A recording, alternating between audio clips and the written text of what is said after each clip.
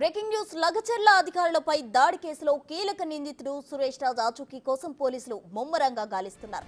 5 రోజులుగా సురేష్ ఆచూకీ కోసం ముమ్మరపేట గాలిస్తున్నారు. ఇక రైతులు ప్రజలను ఊసిగొల్పడంలో సురేష్ కీలక పాత్ర పోషించినట్లు గుర్తించారు పోలీసులు.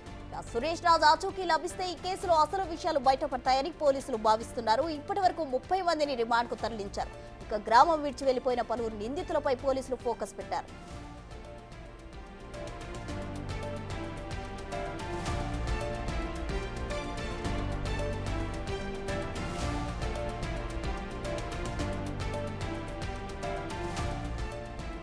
అధికారులపై జరిగిన దాడి ముమ్మాటికి రాజకీయ కోణంలోనే జరుగుతుందని పోలీసులు భావిస్తున్నారు. కేసులో మాజీ ఎమ్మెల్యే A1గా పట్నం నరేందర్ రెడ్డిని నమోదు చేసిన పోలీసులు కుట్రలో కీలక నేతలు ఎవరున్నారనే విషయంపై దర్యాప్తు చేస్తున్నారు. నరేందర్ రెడ్డి సెల్ ఫోన్ను విశ్లేషిస్తే అసలు విషయం వెలుగులోకి వస్తుందని భావిస్తున్నారు. ఈ నేపథ్యంలోనే నరేందర్ రెడ్డికి దాడిలో కీలక పాత్ర పోషించిన వారికి ఇతర కీలక నేతలకు మధ్య కొనసాగిన వాట్సాప్ కాల్స్, చాటింగ్ల సమాచారాన్ని విశ్లేషించే పనిలో పడ్డారు పోలీసులు.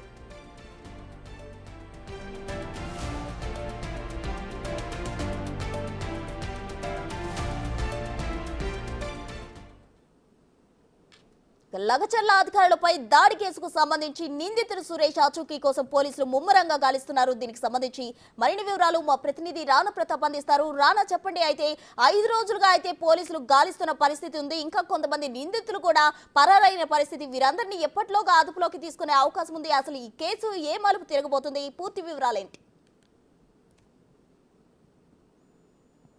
30 మందిని ఇప్పుడు ఐడెంటిఫై చేశారు పోలీసులు. వారినందరూ కూడా రిమాండ్కి తరలించారు. మొన్న 10 మందిని కూడా అరెస్ట్ చేశారు కాబట్టి వారి నుంచి కీలకమైనటువంటి స్టేట్మెంట్ని పోలీసులు రికార్డు చేసినటువంటి నేపథ్యం మీద కనపడుతుంది. ఈ కుట్రలో పాల్గొనడానికి మిమ్మల్ని ప్రేరేపించింది ఎవరు? మీరు స్వతహాగా పాల్గొన్నారా, లేకపోతే ఎవరైనా మిమ్మల్ని మౌల్డ్ చేసి ఈ యొక్క దాడి చేయమన్నారా అనేది కూడా పోలీసులు క్వశ్చన్ చేసినప్పుడు చాలామందికి వరకు కూడా మమ్మల్ని బీఆర్ఎస్ నేత సురేష్ ఎక్కువగా మౌల్డ్ చేశారు. దాదాపు 20 రోజుల నుంచి కూడా ఈ గ్రామంలో తిరుగుతూ కూడా ఈ మన భూములు మొత్తం కోల్పోతే చాలా ఇబ్బందులు పడాల్సిన అవసరం ఉంటుంది, రోడ్డు మీద పడతారనేది కూడా చెప్పినట్టుగా, దాంతో కోపకృత్యమై మేమందరం కూడా కొట్టామనేసి కూడా కొంతమంది చెప్పినట్టుగా, అయితే కొంతమంది కావాలనే సురేష్కి సంబంధించిన మేము మనుషులమని కూడా చెప్పినట్టుగా మనకు సమాచారం అందుతుంది. అయితే ఇది అన్ని కోణాల్లో కూడా విచారణ చేపట్టాలి కాబట్టి మెయిన్, ఎందుకంటే ఇప్పటి వరకు కూడా స్పెక్యులేషన్స్ నడుస్తున్నాయి. ఎందుకంటే ఇప్పుడు ఆల్రెడీ రిమాండ్లో చాలామంది ఉన్నారు. దాదాపు కొత్త దీనికి సంబంధించిన ముఖాలంతా కూడా బయటకు వస్తున్నాయి. చాలా వరకు కూడా వీడియోలో కానీ ఫోటోల్లో కానీ ఇవంతా కూడా ఐడెంటిఫై చేశారు పోలీసులు. కొంతమంది వీడియోలకి ఫోటోలకి దొరకకుండా కొంతమంది చాలా వరకు కూడా దాడులు చేశారు.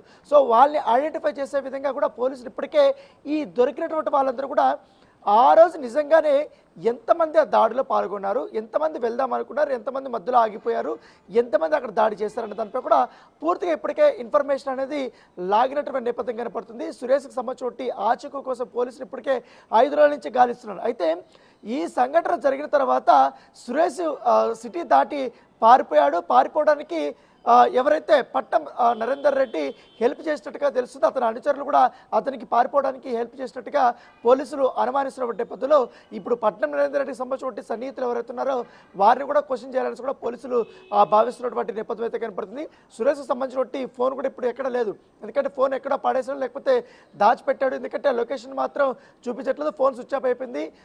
IMEI నెంబర్ నుంచి కూడా లొకేషన్ ట్రేస్ చేద్దామని కూడా కష్టతరమైనటువంటి పరిస్థితి అయితే కనపడుతుంది. సో ఇప్పుడు సురేష్ ఎక్కడ దాక్కున్నాడు? నిజంగానే దేశం విడిచి వెళ్ళిపోయాడా, లేకపోతే ఇండియాలోనే ఉన్నాడా, ఇండియాలో ఉంటే గోవాలో ఏమైనా ఉన్నాడా అనే దానిపై కూడా పోలీసులు ఆరా తీస్తున్నారు. ఎందుకంటే ఇలాంటి సంఘటనలు జరిగినప్పుడు రెగ్యులర్గా సురేష్ దుబాయ్కి కూడా వెళ్తుంటాడనేసి కూడా పోలీసులు అనుమానిస్తున్న నేపథ్యంలో దుబాయ్కి ఏమైనా చెక్ చేశాడనే దానిపై కూడా పోలీసులు ఆరా తీస్తున్న నేపథ్యం ఇప్పటికే 4 బృందాలు సురేష్ కోసం ఈ యొక్క గాలింపు చర్యలు చేపట్టారు కాబట్టి త్వరలోనే మేము పట్టుకుంటామనేసి కూడా చెప్తున్నారు. దాంతోపాటు ఇంకా చాలామంది 20 మంది 30 మంది దాకా కూడా ఈ కుట్రలో భాగస్వాములు అయ్యారు. వాళ్ళ కోసం కూడా ఇప్పుడు గాలింపు చర్యలు చేపడుతున్నటువంటి నేపథ్యం కనపడుతుంది.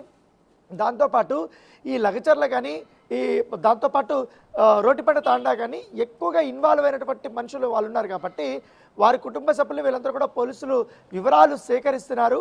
అంటే ఎక్కడికి వెళ్ళారు, ఏం చెప్పారు, ఎప్పుడు వెళ్ళారు అనే తరపు కూడా ఇప్పటికే పూర్తి స్థాయిలో ఇన్ఫర్మేషన్ తీసుకున్నట్టుగా మనకు సమాచారం అవుతుంది.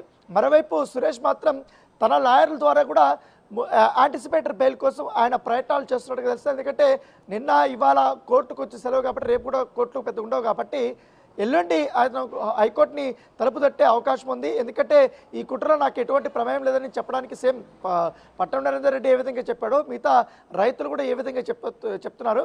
సురేష్ కూడా సేమ్ కార్డును ప్లే చేయడానికి ప్రయత్నిస్తున్నారంటూ కూడా ఇప్పటికే కాంగ్రెస్ పార్టీకి సంబంధించిన శ్రేణులు కూడా చెప్తున్న నేపథ్యంలో ఎందుకంటే చాలా స్పష్టమైపోయింది సురేష్కి పట్నం నరేందర్ రెడ్డికి ఉన్నటువంటి బాంధవ్యము అంతా కూడా ఈ యొక్క కుట్రకు సంబంధించిన అన్ని డీటెయిల్స్ కూడా అక్కడ బట్టబయలైనటువంటి నేపథ్యంలో దాంతోపాటు పట్నం నరేందర్ రెడ్డికి సంబంధించినటువంటి వీడియోలు కూడా బయటపడినటువంటి పరిస్థితుల్లో ఇది ఖచ్చితంగా కుట్ర చేశారు అనేది కూడా పోలీసులు కూడా నమ్ముతున్నారు. సో దానికి తగ్గట్లుగానే అనేక మందిని చాలా మందిని అక్కడ ఉన్నటువంటి ప్రత్యక్ష సాక్షులు ఉన్నారు, లేకపోతే దాంట్లో పాల్గొన్నటువంటి వారు ఉన్నారు, స్టేట్మెంట్ ఇచ్చినటువంటి వాళ్ళందరి దగ్గర కూడా వివరాలు సేకరించారు. కాబట్టి దాని తగ్గట్టుగానే ఫర్దర్గా యాక్షన్ ప్లాన్ ఉండబోతున్నట్టుగా తెలుసు. ఎందుకంటే ఈ ఇప్పుడు అరెస్ట్ అయినటువంటి వాళ్ళందరూ కూడా రిమాండ్ జీవితం అనిపిస్తున్నటువంటి వారందరూ కూడా నాన్ బెయిలబుల్ కేసుల్లో ఉన్నారు. సో చాలా కష్టతరమైనటువంటి సెక్షన్స్ అన్నీ కూడా పెట్టారు. సో బెయిల్ దొరికే అవకాశం ఉండదు ఇప్పట్లో.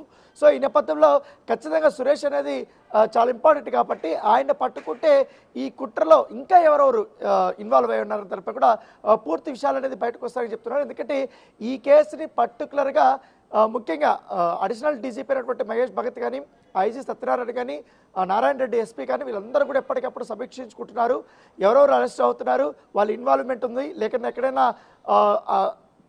సంబంధం లేని వ్యక్తులు ఎవరైనా పోలీసులు అరెస్ట్ చేస్తున్నారు లేదా తరపు కూడా వీళ్ళు ఎప్పటికప్పుడు సమీక్షించుకుంటున్నారు, ఆరా తీస్తున్నారు. సంబంధం లేనటువంటి వాళ్ళు ఎవరైనా ఉంటే మాత్రం వాళ్ళ స్టేట్మెంట్ తీసుకొని వాళ్ళని పంపించేస్తున్నటువంటి నేపథ్యం ఎవరైతే ఇన్వాల్వ్ అయినారో వాళ్ళు మాత్రమే అరెస్ట్ చేయడం అనేది కూడా చాలా క్లియర్గా రాష్ట్ర ప్రభుత్వం వారికి ఆదేశించిన నేపథ్యంలో దానికి తగ్గట్టుగానే ఇప్పుడు చర్యలు తీసుకుంటున్నారు. సో మిగతా వాళ్ళందరూ కూడా దొరికితే మాత్రం వాళ్ళు ఇచ్చే స్టేట్మెంట్ ఆధారంగా ఫర్దర్గా ఎలాంటి యాక్షన్ తీసుకోవాలన్న దానిపై కూడా పోలీసులు ఆలోచిస్తున్నటువంటి నేపథ్యం అయితే కనపడుతుంది. సో ప్రస్తుతం అయితే కలెక్టర్ కానీ అలాగే కడా చైర్మన్ కానీ వీళ్ళందరూ కూడా వారికి సంబంధించి ఆ రోజు ఏం జరిగిందనే దానిపై కూడా పోలీసులకి వాళ్ళు స్టేట్మెంట్ ఇచ్చారు. దాన్ని బేస్ చేసుకొని ఇంకా కొన్ని ఏరియాల్లో సీసీ కెమెరాలు అనేది మండలాల్లో ఉండాలి, కానీ అవి కూడా పనిచేయట్లేదు కాబట్టి సో దాన్ని కూడా ఆలోచిస్తున్నారు. సో సురేష్ గత నెల రోజుల నుంచి ఎక్కడెక్కడ తిరిగాడు ఏంటి ఎవరెవరు మాట్లాడేదో కూడా ఒక ఐడియా వచ్చింది కాబట్టి పోలీసులకి ఇప్పుడు ఖచ్చితంగా ఈ 2 రోజులన్నీ సురేష్ని మేము పట్టుకుంటామనేసి కూడా పోలీసులు చెప్తున్నటువంటి పరిస్థితి. రానా, అయితే ఇప్పటి వరకు మొత్తం ఎంతమందిని రిమాండ్కు తరలించారు? ఇప్పటి వరకు అయితే దాదాపు 30 మందిని రిమాండ్కి తరలించారు. ఎందుకంటే మొన్న 10 మందిని, తర్వాత ఫస్ట్ రోజు 16 మందిని, తర్వాత మరుసటి రోజు 4 తర్వాత పట్నం నరేందర్ రెడ్డితో పాటు దాదాపు 31. సో ఇంకా కొంతమంది అదుపులో తీసుకున్నటువంటి కొంతమంది ఉన్నారు కాబట్టి వాళ్ళ ప్రమేయం ఎంతవరకు ఉందనేది ఒక విచారణలో తెలుస్తుంది. కాబట్టి దాంట్లో నిజంగానే వాళ్ళు పాల్గొన్నారు, కుట్రల్లో భాగమయ్యారని తెలిసి మాత్రం వాళ్ళల్లో కూడా కొంతమందిని అరెస్ట్ చేసి ఇవాళ రిమాండ్ చేసే అవకాశం ఉంది. కాబట్టి దానికి తోడు ఎల్లుండి ఇంకా కొంతమంది లగచర్లకు సంబంధించిన రైతులు కానీ పట్నం నరేందర్ రెడ్డి కానీ వీళ్ళందరూ కూడా బెయిల్ కోసం పిటిషన్ వేశారు. సో వాటి కూడా విచారణకు రాబోతుంది. మరోవైపు ఇక్కడ ఈ అరెస్టుల పరంపర అనేది కొనసాగుతూనే ఉంది. ప్రత్యేక బృందాలు అనేది పోలీసులు ఈ అనుమానితులు కానీ ఎవరైతే ఊర్ల నుంచి పారిపోయినటువంటి వ్యక్తులు ఉన్నారో వారిని కూడా పట్టుకొని వచ్చి ఎంక్వైరీ చేయాలని కూడా పోలీసులు భావిస్తున్నారు. కాబట్టి ప్రత్యేక బృందాలు అనేది గాలింపు చర్యలు అనేది చేపడుతున్నారు. సో ఎప్పటికెప్పుడు ఏం జరుగుతుందనే తెలిపి జిల్లా కలెక్టర్కి నివేదిక ఇస్తున్నారు పోలీసులు. దాంతోపాటు ఐజీకి అలాగే అడిషనల్ డీజీపీకి కూడా ఏం జరుగుతుంది, ఇన్వెస్టిగేషన్ ఎట్లా జరుగుతుంది, ఎవరో అదుపులో తీసుకున్నటువంటి పూర్తి వివరాలతో కూడా పోలీసులు ఎప్పటికెప్పుడు ఆయనతో పంచుకున్నట్టుగా మనకు సమాచారం అవుతుంది. మరోవైపు నిన్న చూసాం పరిగి సబ్ జైల్లో ఉన్నటువంటి 20 మంది రైతులు ఎవరైతే అక్యూజ్డ్ ఉన్నారో వాళ్ళందరూ కూడా సంగారెడ్డి జైలుకు కూడా తరలించారు. సో ఎందుకంటే అక్కడ ములాఖతులు అనేది ఎక్కువ అయిపోయింది. ఎందుకంటే లోకల్ కాబట్టి ప్రతి ఒక్కరు వచ్చి ఒక్కొక్కరిని కలవాలనేసి కూడా చాలామంది ములాఖతులకి రిక్వెస్ట్లు పెడుతున్న నేపథ్యంలో అక్కడ చాలా ఇబ్బంది. ఎందుకంటే ఇన్వెస్టిగేషన్ జరుగుతున్నప్పుడు ములాఖతులకు వచ్చినటువంటి వారందరూ కూడా ఈ యొక్క అక్యూజ్డ్ని ప్రభావితం చేసే అవకాశం ఉందని కూడా పోలీసులు భావిస్తున్నారు. కాబట్టి దాని తగ్గట్టుగా ఇప్పుడు సంగారెడ్డి జైలుకి కూడా వారిని తరలించారు. సో మిగతా వాళ్ళని కూడా ఇప్పుడు ఇవాళ కూడా అరెస్ట్ చేసే అవకాశం ఉంది. కాబట్టి ఇవాళ ఎంతమందిని అరెస్ట్ చూపిస్తారనేది కూడా వేచి చూడాల్సిన అవసరం ఉంది. Right Rana, thank you.